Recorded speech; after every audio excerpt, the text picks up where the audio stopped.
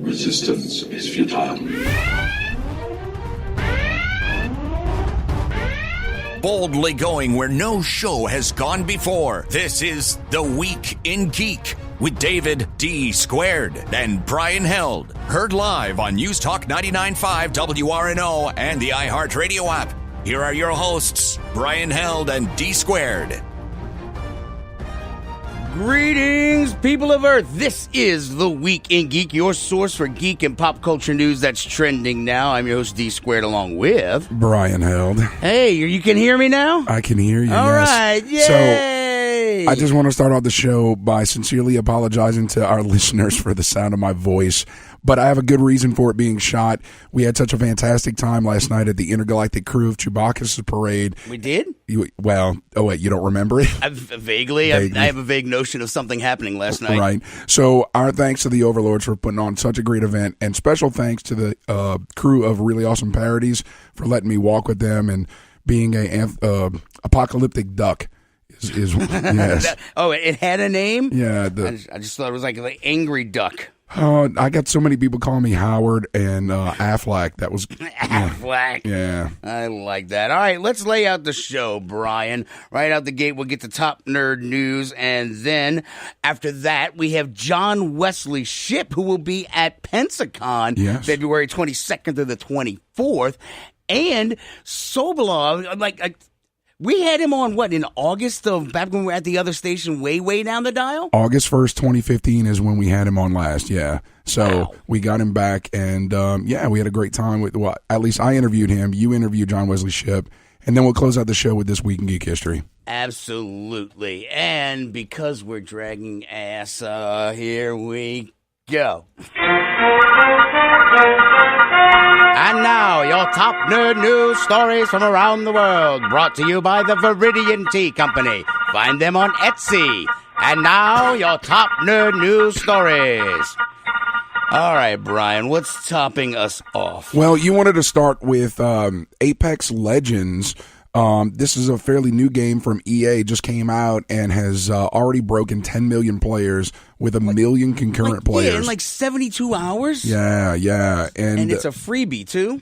It is. You can pay a little bit to get some extra skins and things like that, but not pay to win. Right. All right. So they are basically kind of taking the Fortnite prototype or whatever and just expanding upon it. Well, it's a battle royale game.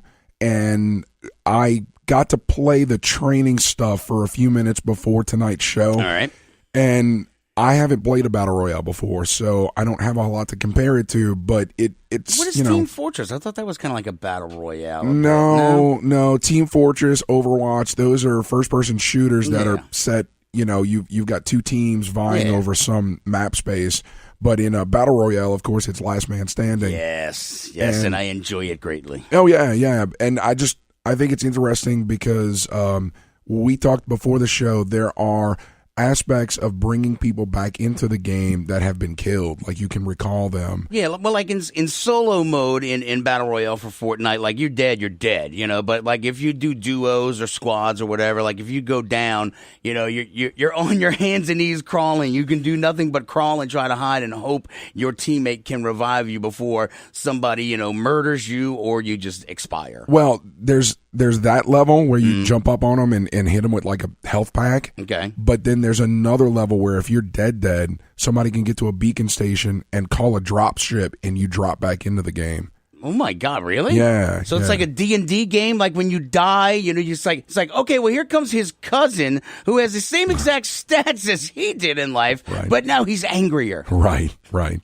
But, for all intents and purposes, it's just like any other Battle Royale as far as I can tell. So now what's the big deal? Is the map bigger? Is the map different? I mean, what's you were saying about the developers put a lot of love. I don't know what the hell that's supposed to mean. Well, so some funk on it. Like I said, I only played the training part of the deal, but the reviews that I've read it said it's a very expansive map that the developers really put a lot of effort into creating unique spaces all over. It's not like the same code is repeated all over the place. Yeah, right. Okay. Right. And so the one reviewer said that he was running around, and just the visual imagery everywhere was impressive to him.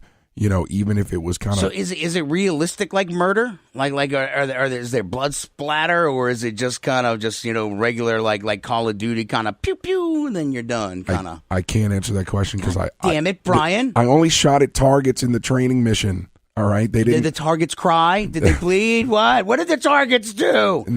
Right. Well, I say that because I'm curious as to like with Fortnite, it's almost kind of like comic murder, and it's not like ultra violent. There's no blood splatter or anything. It's just kind of it's like cartoon violence. So like I'm totally fine with like my 10 and 12-year-olds playing it. Yeah. What about this? I mean, I don't know. I'm gonna have to dig into it a little further. It's so brand new. Well, yeah. What is it like 72 hours now, or maybe just add a maybe like on a another week. day or two? Yeah.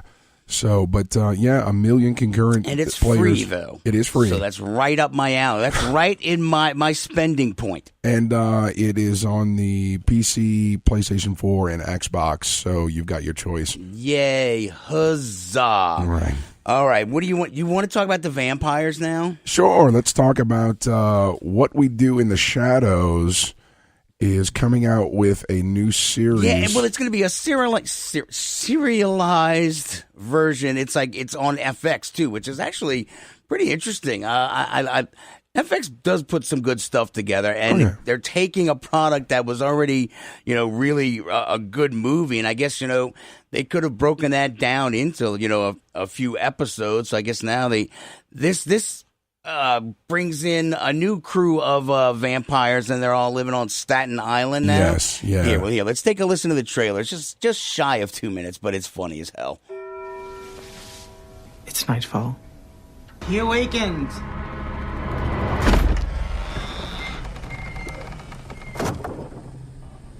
Very cool, Master. Very scary. Thank you. Nadja, Laszlo! Yeah. Yes? Can you come downstairs for a second, please? The problems with living with other vampires are the vampires I have chosen to stay with. I wanted to talk about general hygiene in the cell. Last night, there were all these people down there, half drunk. Well, where did they find the alcohol? No, they were half drunk. They'd been half drunk. If you've got something to say, then damn well say it. It's not hygienic! Nandor is like a big turkey. Cannot pay with that. I'm so sorry. Sir, you can't be throwing ancient coins at me. Guillermo, The credit card's stab this fine. man. Guillermo is my familia. I'm not a killer. I find people who are easy to kill. Are you virgins? I don't see how that's relevant. LARPers. They're distant, man. Oh, that's werewolf piss. 2 werewolves.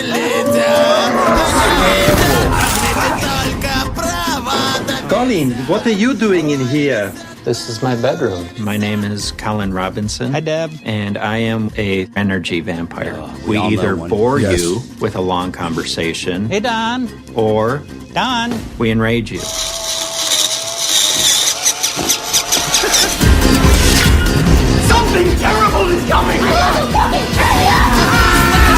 Master, this is pretty macabre.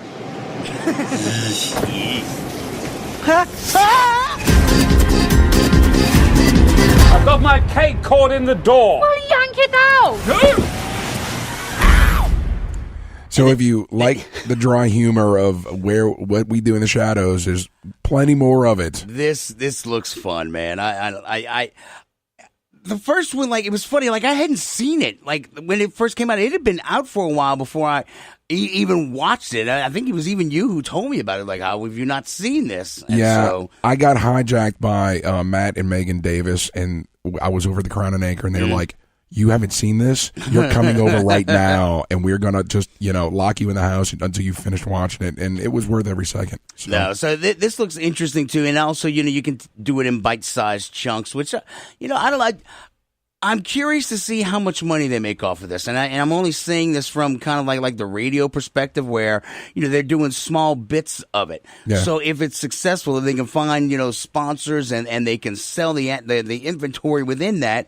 If we get to see more stuff like this, because this is a different, almost kind of like a freaking Monty Python-esque type of humor, really, if you think about it. Because what else do we have out there that's even remotely like this? Yeah, you I don't know. I mean, really, I mean, this is an oddity. So I hope it does well. And is it like scripted sketch comedy almost? Almost, yeah. I mean, it's like they've taken the joke, but they've built the world around the skit. It's not like the stupid one from Saturday Night Live where they're beating their heads to the side. Oh, Night at Roxbury. Night at the Roxbury. Yeah, they should have never done that. Oh yeah, no. So yeah. All right, what's next? You wanted to talk about Pennyworth. Yes, so unhinged, it's like R-rated. So it's the butler, and it's him back when he was in the SAS days, running around with the original Master Wayne, and Yes. I don't know. I just kind of like. We've always kind of gotten the hints of Alfred Pennyworth being a badass, but he's always been an older retired badass. You know. Some people just want to watch the world burn, Master Bruce. Yeah. I want to meet that guy who was in the jungle, finding some guy who was stealing rupees or rubies and, cramming them up people's rectums. Oh, geez. So you're talking about Thomas Wayne is... That's his name. Yes, Batman's dad. And I'm a little bit excited about this. It makes me think of Agent Carter, right? Where... it's far enough ahead of things so that you're getting some really good backstory about this character, but it doesn't feel like necessarily a rehash, And but honestly, how many times have they done a solo series for the Butler? I mean, it's not like nobody wants to see a spin-off series of the Wonder Twins Powers Activates Monkey. Nobody cares about the stupid monkey. Right. But I am interested in Alfred Pennyworth. Well, because he's friggin' awesome. Okay, maybe now I am interested in the monkey. No. I walk it back. Oh, jeez. So, when is this? Is it a comic movie? See, I didn't even read the whole damn thing. I just saw that and I just got excited. And set to premiere on Epix this June. It's going to be a 10-episode series. Holy crap! Yeah. Oh, so it's like another pay. Epix is like an HBO type thing. Yeah. I mean, look, that's the future of entertainment, right? Is streaming. So good. Hopefully, like somebody else will pick it up. Yeah, but Epix isn't streaming; it's a cable. Okay, well, so it's like HBO, but not streaming. Well, then you're going to have to find a service that does stream it. Which I was having a conversation with somebody earlier today about: is our entertainment going to get to a point where it's almost going to be worth it to have a cable package again? Because there's going to be so many streaming services, going to be so fractured. It is very possible. It is very possible. It's freedom of choice, Dave. Yes, a la carte stuff. All right, what's next? The Overwatch League. Let's get into that real quick. So I wanted to talk about this. The Overwatch League Season 2 starts next Thursday, February 14th.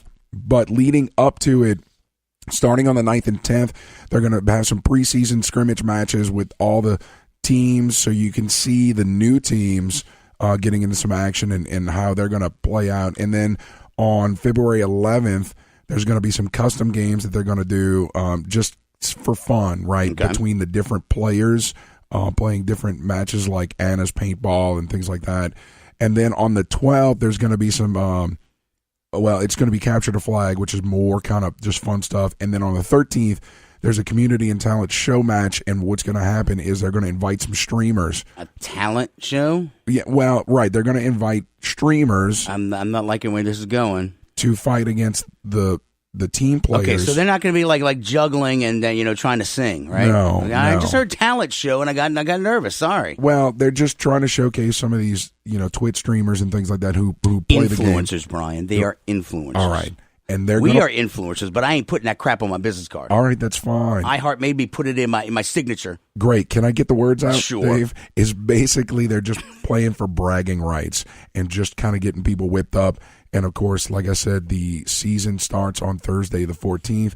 So I'm very excited to start checking that stuff out. Well, the sound of your voice doesn't sound excited. Well, yeah, that's what you get for screaming and carrying on last night at Chewbacca's, mister. I went to Valhalla, shiny and chrome, man.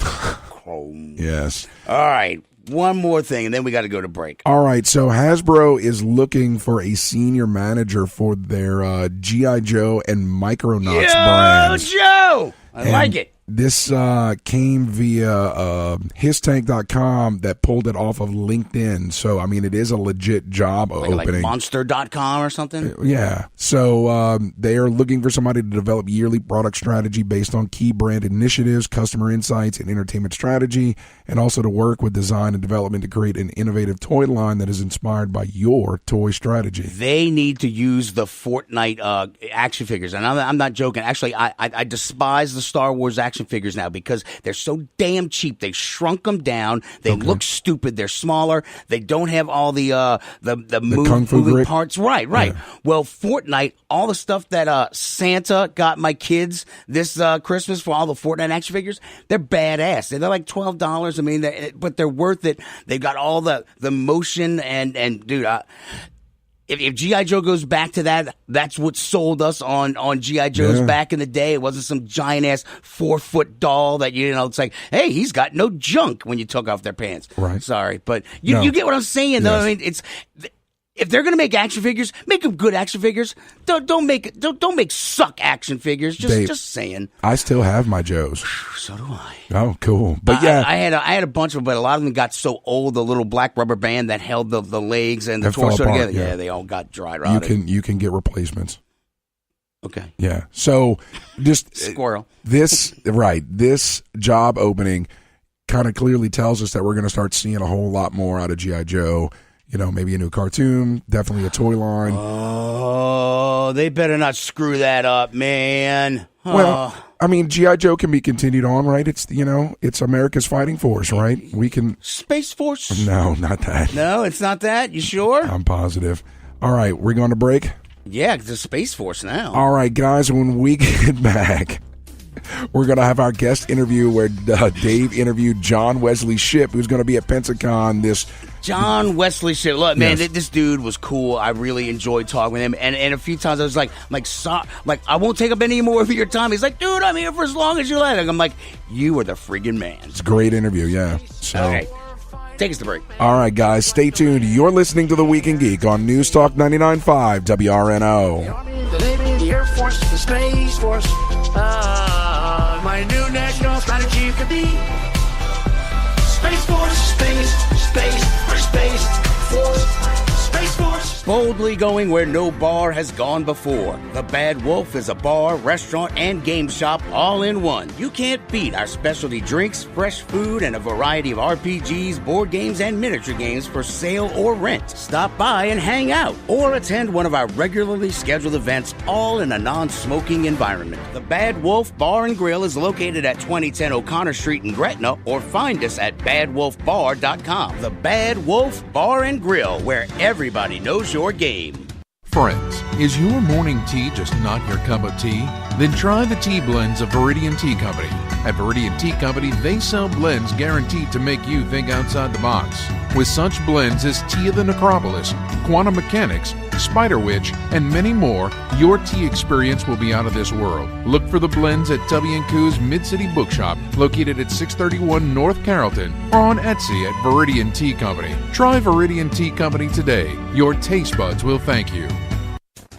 You've waited for it, and now it's here. Get your very own Week in Geek Radio Show t-shirt and help support our show. These 100% cotton black t-shirts with the Week in Geek Radio Show logo are going fast. So don't wait. Go to twigradio.com and order your shirt now. Just go to twigradio.com and get your very own Week in Geek Radio Show t-shirt. $15 up to XL, $17 for 2X and 3X. That's twigradio.com.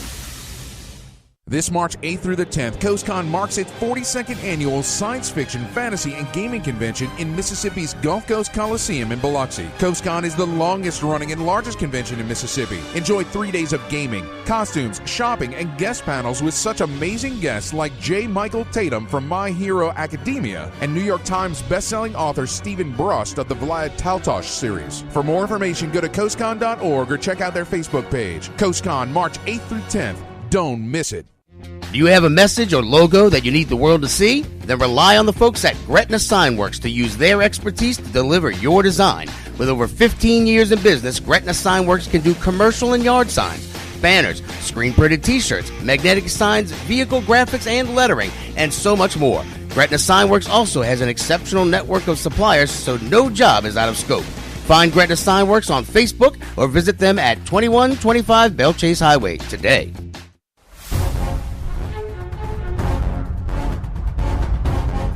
Welcome back to The Week in Geek, your source for geek and pop culture news that's trending now. Like them on Facebook at The Week in Geek Radio Show. Here are your hosts, D Squared and Brian Held. Welcome back into The Week in Geek, your source for geek and pop culture news that's trending now. I'm your host, D Squared. I don't have my co-host, Brian, but I do have a very special guest on the line, Mr. John Wesley Shipp. You may know him as The Flash. Man, Mr. Shipp, I can't tell you how excited I am to have you on, man. Thanks, David. It's good to be here. Thanks for having me. Absolutely. So one of the reasons we're bringing you on is because you're going to be in the Gulf Coast area in Pensacola, February 22nd to the 24th for Pensacon over there at the Pensacola Bay Center. Is this your first time hitting the coast? No, it isn't. I actually was at Pensacon either 2 or 3 years ago, and the response was so fantastic that they invited me back. And you know, we usually try not to repeat within a couple of years, but the enthusiasm was off the charts. So I look forward to getting back there and reacquainting with some people I met before and meeting a whole bunch of new people. Yeah, Pensacon, it keeps getting bigger and bigger each year. Plus, they got this great little Irish place down the street with amazing food, so that always helps lure people in. So, Mr. Shipp, one of the things, obviously, The Flash is something that really is popping right now on the CW, but I was tickled when I first found out that they had released you were going to play a mystery character on this reboot of The Flash. When did they approach you about doing this role? Well, you know, it's been a long journey, hasn't it? Because, you know, I was Barry Allen 90 to 91, Warner Brothers for CBS, and then in the ensuing 24 years, I kept hearing it was going into development, out of development, and then they finally got their act together over at the CW, and people asked me, they said, "Are you going to be a part of it?" And I said, well, you know, 24 years is a long time to represent as a superhero. You know, I would be perfectly fine and would totally understand if they wanted to go into a completely new direction. But then I heard how Jeff Johns had blown up the Allen family, how suddenly Henry Allen was wrongfully convicted of killing Nora in front of a 10-year-old Barry and had spent the last 14 years in Iron Heights prison. Mm-hmm. And I thought to myself, if they come to me, that's the role that I would want, because it's enough different. You know, it would be a role I would want to play, even if I had never been Barry. Having played Barry, I believe, helped me play Henry better. Look, I couldn't agree more, and I think one of the things that I find really fantastic about this series, and I think what's most endearing is just the Flash is just like a common person that just has amazing superpowers. But then when they harken back to that original series with you, they've actually made that 90-91 series now official part of the canon, because you popped up as yourself in Earth 90 they called it. Yes, Flash 90. I certainly did. Listen, all I can say is I'm glad I didn't know 28 years ago that I was going to be getting back into a version of that original suit 28 years later, or I might not have been able to go on. No, they kind of did a series of bait and switches on me. You know, I loved coming in and playing Henry Allen. I thought it was a lot less on the nose than coming in and being Jay Garrick right away. Mm-hmm. You know, we got to pass the torch, but it was a father-son blessing. And it also carved out a really special place within the show for me and Grant to have that experience. Because, you know, I mean, he knew I'd been the Flash. I kind of knew what some of his hopes and dreams were going forward, maybe what some of his insecurities were.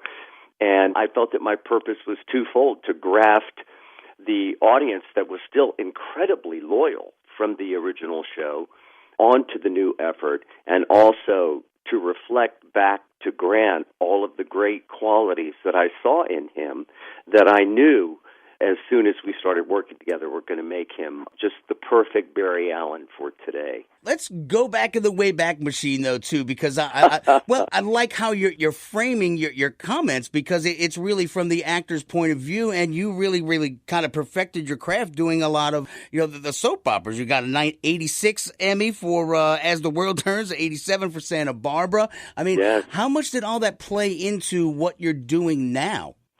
Well, I'll tell you, I'm glad that I started my career in New York while there were still 9 or 10 daytime dramas shooting in New York. I mean, it's a real loss for young actors now, because that was a direct route in. You could get to the producers, you could get to the casting people. I also had the good fortune of going on to daytime at just the right moment. It was the beginning of the youth revolution.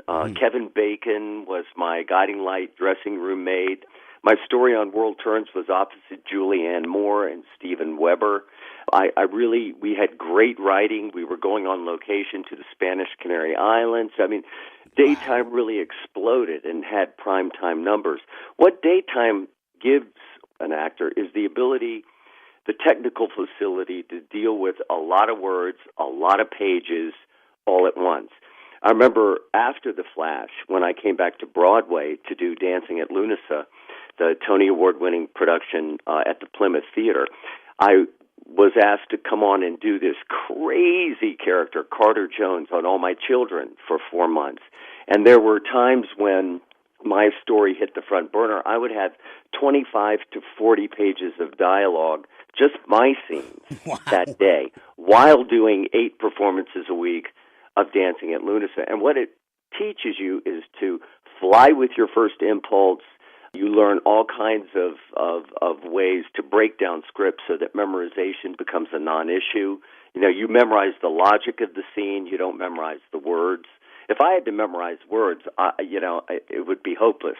But I try to memorize the thoughts and the logic of the scene and what the character wants. So it's kind of a crash course doing an hour of television a day, which is what the soaps did in those days, and the soaps that remain do today. And it helped me be pretty proficient at picking up a script, analyzing it right away, figuring out what my character wanted, what the obstacles were, and what I was willing to do to get what I want.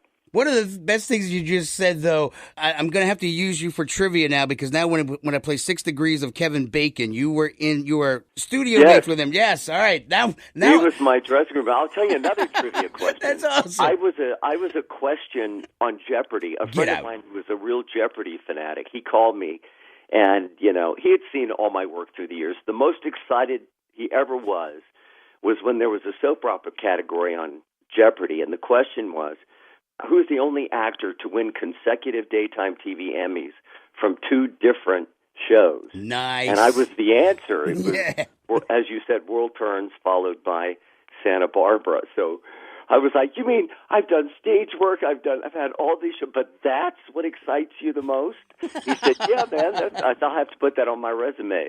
So the CW's been a real big boon to you as well, with Dawson's Creek, and then now with The Flash. I mean, how did all that connection come up with the CW? It's an interesting thread running from Warner Brothers, right? Okay. Because Warner Brothers was the studio for Flash 1990-91.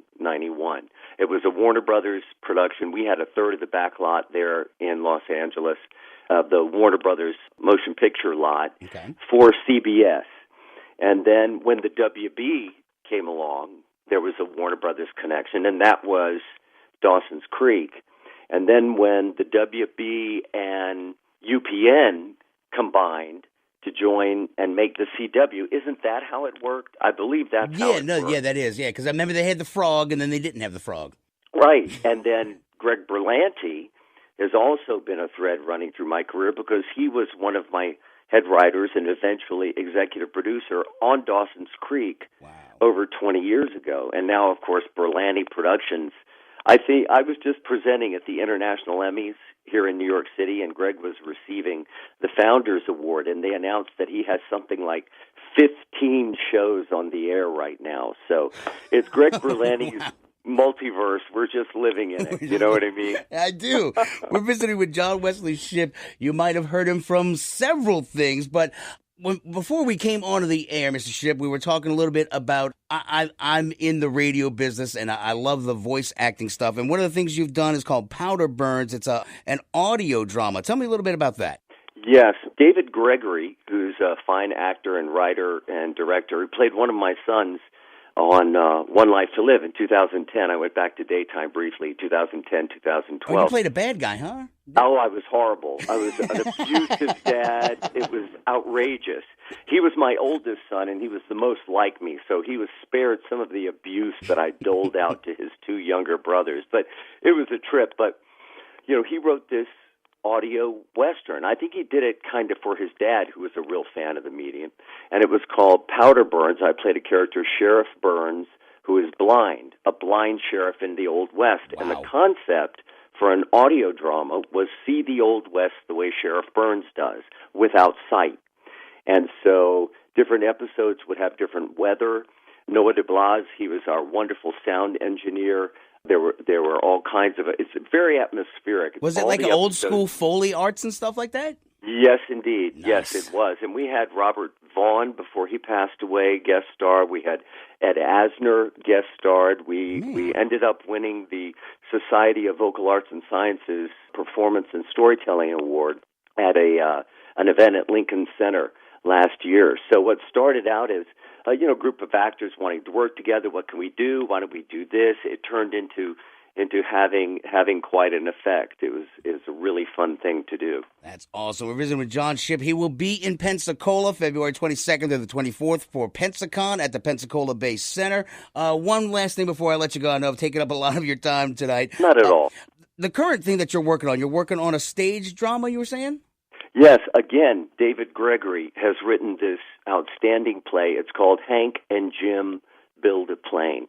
It's about the lifelong friendship between Henry Fonda and Jimmy Stewart, despite vast political differences and romantic rivalries. It's a friendship that lasted from their tomato soup days, starting out as actors in New York all the way through their stardom in Hollywood. And they had some bumpy rides with some romantic crossovers, and also one was a great deal more conservative, one was a great deal more liberal, and even so, they would get together on Sunday afternoons and they would build model airplanes. And that was their great passion. Wow. And served as an anchor for this lifelong friendship. And I think it's a funny play, it's a dramatic play. We find out a lot about these two men that we didn't know, and I think it's a great story for our times, which can be very contentious. And it's something, circle around to Pensacon, that I love about doing conventions. Regardless of your political affiliations, we check our egos at the door, and we just come in, people to people. We get to know each other, sometimes on a real personal level, around stories in this pop cultural art form. And we get to see people as people. And I think that's a very valuable thing and occasion to have in these times. No, yeah, it absolutely is. I mean, I started this show about 5-6 years ago now at this point, and it was because we as nerds didn't really have a voice on the radio. If it wasn't sports or politics, they wouldn't give you any airtime. And so I carved out my little niche here for the Week in Geek, and we've been standing strong. John Wesley Shipp, he will be in Pensacola. One last thing. I keep saying one last thing, so I'm a liar. Yeah, that's okay. It's okay. Go. But what can we see moving forward with The Flash? You got any little tidbits about it? I mean, I love how they weave everything in and out, bringing Mark Hamill back as the trickster. I mean, what else can they do to surprise us, man? Well, I'll tell you, I was surprised along with everyone else when at the last episode of The Supergirl, where they said that they were building toward Crisis of Infinite Earths for the next crossover. Now, that brings in all kinds of possibilities. I have no idea. I want to tell more of Jay Garrick's story because he feels right to me at the moment. I was so gratified by how enthusiastic everybody was, cast, crew, directors, producers, the audience, by my return appearance as Flash 90. But I know one thing, our producers, Todd Helbing, Greg Berlanti, our directors, They are huge fans of this medium. They love this pop cultural art form. And whatever they come up with, they constantly surprise us and they constantly keep us interested. So I'm as curious to find out as you are. How about that? Well, and I think it's a testament to just what can be done with this medium as to in the 90s, maybe it was just a little bit before our time. And because I'm telling you, when I was coming up, I was born in 75 and just, we didn't really have much. I mean, there wasn't a whole lot for superheroes except for like Star Wars. It wasn't there. And now it was a very different time as an actor going into a superhero character in 1990 than it is now. And that's what I tell my audiences in my Q&As at conventions. I say, aren't you proud of yourselves? Because the rest of the entertainment industry has finally caught up with you. Amen. Yeah. That is great. Mr. Shipp, thank you so much for your time. Tell the folks where they can get more information about you and keep up with all the stuff that you got going on right now. Well, David, I usually keep my Instagram account as a place to make announcements about my upcoming appearances. I have 15 cities that I have scheduled appearances in so far this year, everywhere from Santiago, Chile, to Mexico City, to Kansas City, Pensacon, Savannah. I go to California this weekend, but I usually make those announcements on my Instagram account. I'm verified. And my handle is John Wesley Shipp Jr. Okay, cool. There we go.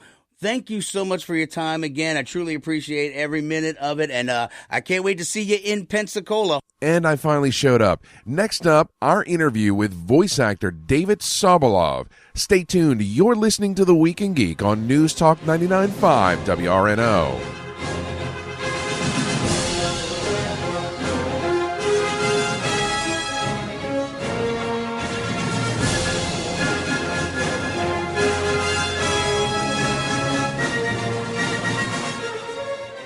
Boldly going where no bar has gone before. The Bad Wolf is a bar, restaurant, and game shop all in one. You can't beat our specialty drinks, fresh food, and a variety of RPGs, board games, and miniature games for sale or rent. Stop by and hang out or attend one of our regularly scheduled events, all in a non-smoking environment. The Bad Wolf Bar and Grill is located at 2010 O'Connor Street in Gretna, or find us at badwolfbar.com. The Bad Wolf Bar and Grill, where everybody knows your game.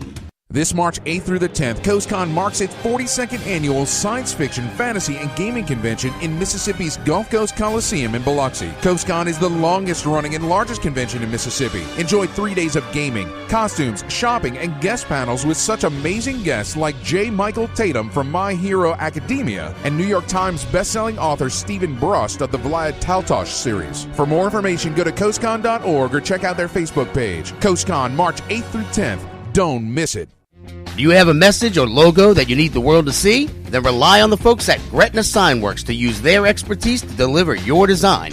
With over 15 years in business, Gretna Signworks can do commercial and yard signs, banners, screen-printed t-shirts, magnetic signs, vehicle graphics and lettering, and so much more. Gretna Signworks also has an exceptional network of suppliers, so no job is out of scope. Find Gretna Signworks on Facebook or visit them at 2125 Belle Chase Highway today. Friends, is your morning tea just not your cup of tea? Then try the tea blends of Viridian Tea Company. At Viridian Tea Company, they sell blends guaranteed to make you think outside the box. With such blends as Tea of the Necropolis, Quantum Mechanics, Spider Witch, and many more, your tea experience will be out of this world. Look for the blends at W&Q's Mid-City Bookshop, located at 631 North Carrollton, or on Etsy at Viridian Tea Company. Try Viridian Tea Company today. Your taste buds will thank you. You've waited for it, and now it's here. Get your very own Week in Geek Radio Show t-shirt and help support our show. These 100% cotton black t-shirts with the Week in Geek Radio Show logo are going fast. So don't wait. Go to twigradio.com and order your shirt now. Just go to twigradio.com and get your very own Week in Geek Radio Show t-shirt. $15 up to XL, $17 for 2X and 3X. That's twigradio.com.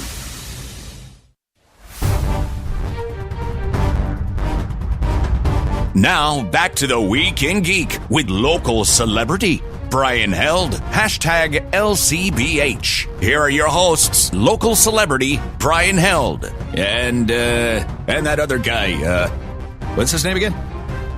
This is Brian Held with the Week in Geek radio show on News Talk 99.5 WRNO, and I'm joined by David Sobolov, voice actor. How are you, sir? I'm doing great. How's it going? Oh, it's going great, man. So you probably don't remember all the way back August 1st of 2015, we had you on the show, and you were working on a bunch of projects then, but now you've got a bunch of new stuff that you're working on. Alita Battle Angel comes out February 13th. Tell me about this production. Well, it's an epic sci-fi extravaganza, more or less. Just the visual feast with just apparently I haven't seen it in the theater, but it's supposed to be one of the most amazing 3D experiences in IMAX you could ever see. And I kind of play an enforcer kind of role, and I'm not really sure if they've kept the same name that we use, so I don't want to say because I haven't seen the movie yet, but it's kind of like the feeling of RoboCop, but kind of almost a meaner version of RoboCop. My character, you'll see him throughout the movie kind of enforcing the laws of the place that they're in. All right. And have we seen that character in some of the trailers? I've seen it in publicity photos, but I haven't seen it yet in a trailer. All right, because, I mean, just based on your voice, and I've seen your picture on the net, you seem like a big kind of rough-looking guy, and that voice would lend to some of the big rough-looking guys I've seen in the trailer. Yeah, well, this particular character is more of a unit than a humanoid. You know, they're like law enforcement units. You'll know when you see the movie. Okay. No, that sounds. I wish I could say more, but really the movie isn't even really officially out yet. Right. Yeah. No, that's cool. Now, was that an ensemble cast that you were with doing that work, or was you just solo in the booth? No, Robert Rodriguez himself directed me, and I was really thrilled to actually be able to work with him directly. And we just did it one-on-one, went through the parts of the movie where my character appeared, and we even added some stuff at the last minute just to fill in some spaces. Okay. No, that's cool. Now, something else that came out relatively recently that you worked on is Bumblebee. I mean, how was that production? Well, that was another great opportunity to work with the director of the picture. Travis Knight, in that case, directed me, and we had 4 sessions. We worked over a course of about a year as the story was changing, and then finally it gelled into what it is. And I thought it was a really well done, exciting scene that I got to be in at the beginning of the movie. I think hopefully a lot of your listeners have seen it by now. Yeah, no, definitely. Were you a big Transformers fan when you were a kid? Not really. You know, a lot of this stuff I came to later, and it actually kind of helped me with my acting technique in a way, because I don't have a lot of voice references in my head for the DC and the Marvel characters and the Transformers characters that I've played. So I'm trying to make up something new and fresh for the producer I have in front of me. And it seems to have been a bit of an advantage because I wasn't trying to copy something that people already knew. Wow. No, that is definitely an interesting take. So I guess as a kid, you weren't into comic books and things like that? I really wasn't. You know, I was more into music. I was a musician. I was a French horn player. And, you know, the really old classic things, I kind of almost skipped a generation because I liked things from the 40s and the 50s back when I was a kid. Okay. Like the old Bugs Bunny, Warner Brothers stuff. Yeah, definitely. I was into. And at that time, they still had it on the air at that time. Right. All right. Yeah, no. You can watch all that stuff. But yeah. I guess Mel Blanc is... Go ahead. Oh, I'm sorry. Mel Blanc was really big in those. But you see, I'm older, so I'm probably older than some people realize. So Transformers didn't even exist until I was in college. Okay. So as a kid, there was no Transformers. All right, no, but I can relate because Power Rangers kind of came out, in my college years, and I really didn't get into it. So, I mean, yeah, it makes sense. I'm certainly way more into that stuff now. It's kind of the world that I work in. Oh, absolutely. So you really get to know it. It's almost like your family at a certain point, because I'm mainly doing superhero stuff. Now, you mentioned that you're a little bit older, and I know that you do a lot of video game work, and that nowadays comes with a lot of motion capture stuff. Are you doing the motion capture stuff? Quite often they have you do facial capture, where they just, put a rig on your face when you're doing the game. But I've only done one big motion capture role, Army of Two Devils Cartel. It wasn't a well-known game, I don't think. I think the franchise was, but I don't know that the sales were that amazing for that particular one. Okay. But I played the character of Rios, and they scanned my face, and it was a great experience, but that's the only one I've ever done. Oh, wow. All right. Do you get a lot of video game work, or is it mostly animation? Well, mainly animation and films these days, but I have done a fair bit of video game work in the last 10 years. I worked as Lobo quite a bit for DC. Right. Dr. Fate as well. Injustice, the 2 Injustices that I worked on. Battlefront, I worked on those as well. And so, yeah, I've done not as many as I used to, but it's certainly still continuing. Okay. Now, I know you're from Canada, but I'm calling you on a Pacific time zone, so I'm guessing that you're out in L.A. working right now? Yeah, I live in Los Angeles. I've been here for almost 20 years. Oh, okay. So, it seems like the East and the West Coast are really the hubs for all the voice actors, right? I would say even just the West Coast. So much of it is in Los Angeles. There's a lot of diverse work being done that isn't maybe AAA level. It's not at the level of Alita or the Transformer stuff. And some of that's in New York, some of that's in Texas, some of that's in Vancouver, some of that's in Toronto. But 80% of the big stuff is here in LA. And really my advice for voice actors that want to get into this, you really have to think that you'll eventually move here. Yeah. Because it is like an old-fashioned thing, too. They want to see you physically in the studio. You can't necessarily do it from your place in Iowa.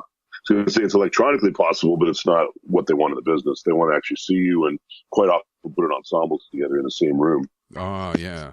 So, we're not ready for a home studio environment yet, is kind of what you're saying. Well, I think they're ready, but it's just human nature kicks in. It works so much better when you have everybody in the room and you can work off of each other in the animation realm.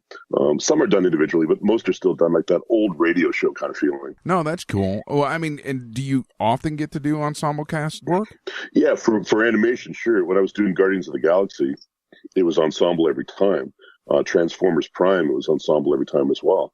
Some of the Disney stuff is done individually.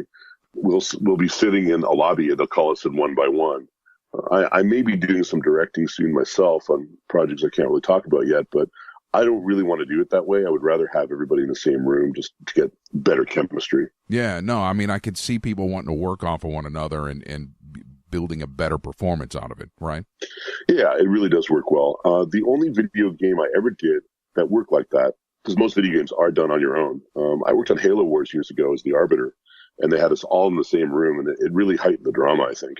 No, definitely. Now, do you get to do much stage and screen work? I know at one point you were working on some of that stuff.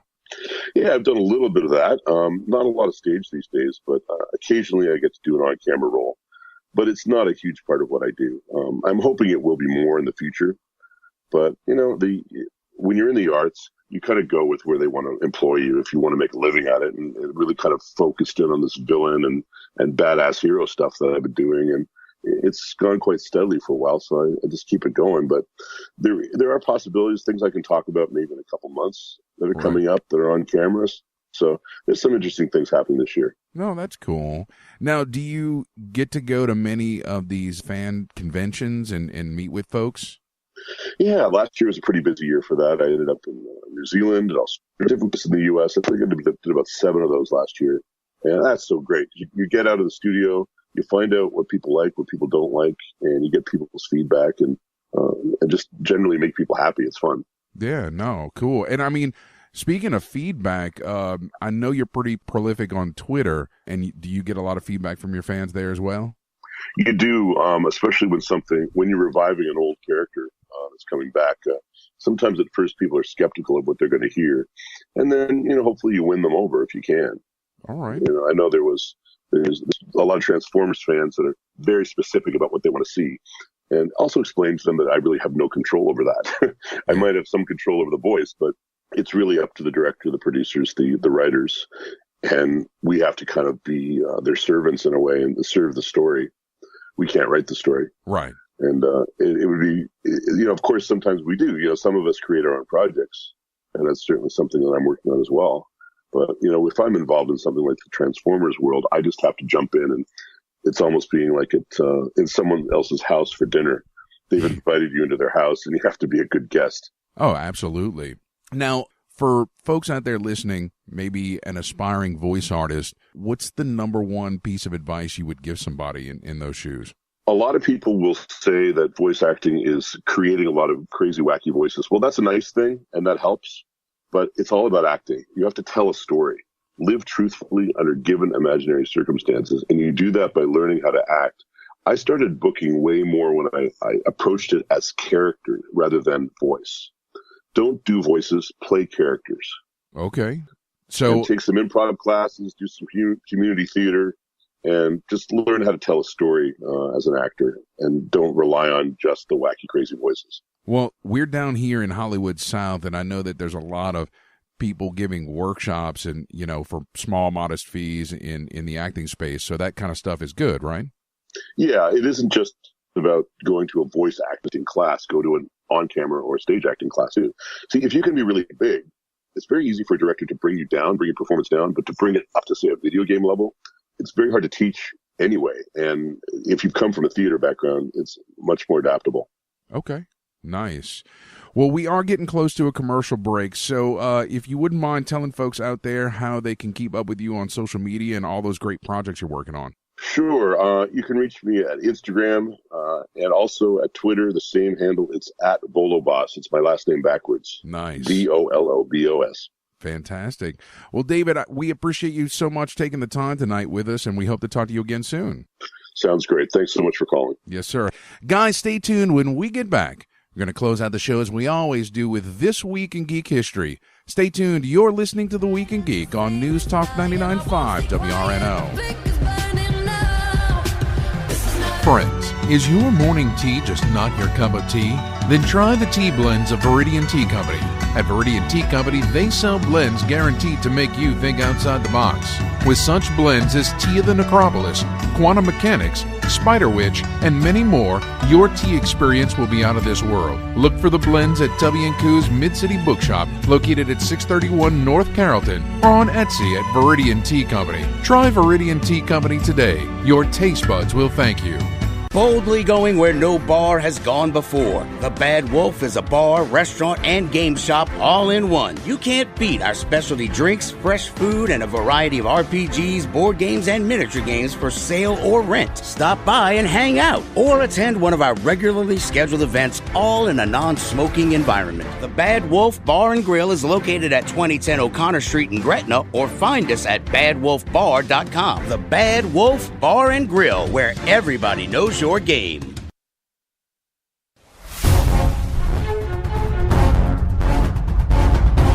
Hello, this is Chris Walken.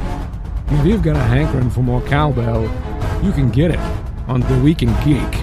Come on. Welcome back. This is The Week in Geek, your source for geek and pop culture news that's trending now. I'm D Squared along with Brian Held. As always, I want to strongly urge you to check out the Facebook page, facebook.com/The Week in Geek. Check out our website at twigradio.com. Follow us on Twitter at Twig Radio, and the Instagram's The Week in Geek. Now, Brian, how can people listen to this lovely show? Well, if you want to catch that great interview again with John Wesley Shipp, you can always go to Spreaker.com or download Spreaker for your smartphone or tablet. We're also on iTunes, YouTube, Google Play, Stitcher, Spotify. And your mama's There you house. go. All right, real quick. This Week in Geek History. All right, Brian, what's leading us off with This Week in Geek History? Let's see. We have such a short time. I put this one in here for you. February 5th, 1999. The online Victoria's Secret fashion show attracts over 1.5 million visitors, becoming the very first major webcast in history. Nice. Way to go, Internet. You won the day. Yep. All right. Good on you, America. Right. America. All right. Let's see. I'm not going to make you guess this one because you're going to get it. It's February 7th, 1974. Starring Cleveland Little, Gene Wilder, Harvey Korman, Madeline Kahn, and directed by Mel Brooks, it's Blazing Saddles. Yes. He rode a blazing saddle. Sorry. Yes. Okay. Excuse me while I whip this out. You can't make that movie today. Yes, you can. All right. Let's see if you can guess this one because, I don't know, it's going to be tough. February 8th, 1968. Directed by Franklin J. Schaffner and starring Charlton Heston, Roddy McDowall, Kim Hunter, and Maurice Evans. Roddy McDowall Oh, it's got to be Planet of the Apes. Planet of the Apes. Yeah, I There was you thinking go. either that or Soylent Green Right. is people. Right. Soylent Green. And this last one on my list is February 9th, 1997 is the date. Yeah. Sorry. Is the date that The Simpsons passed The Flintstones as the longest-running U.S. primetime animated series. And the reason I put this in here is because they just announced seasons 31 and 32. Jeez and Yes. peace, man. That's crazy. All right, Brian. So, Soylent Green is people. jeez. Okay. All right. Our guest next week Yes. is going to be Rob Paulson, the voice of Pinky from Pinky and the Brain. Shut the front door. Yes. Get out of here. All right. Well, awesome. And I'm not going to talk for an entire week. Nobody call me if you need me text. All right. All right. Till next time, keep your nerd flag raised high. GFL. Walton and Johnson, making mornings great on News Talk 99.5 WRNO FM, New Orleans. An iHeart radio station.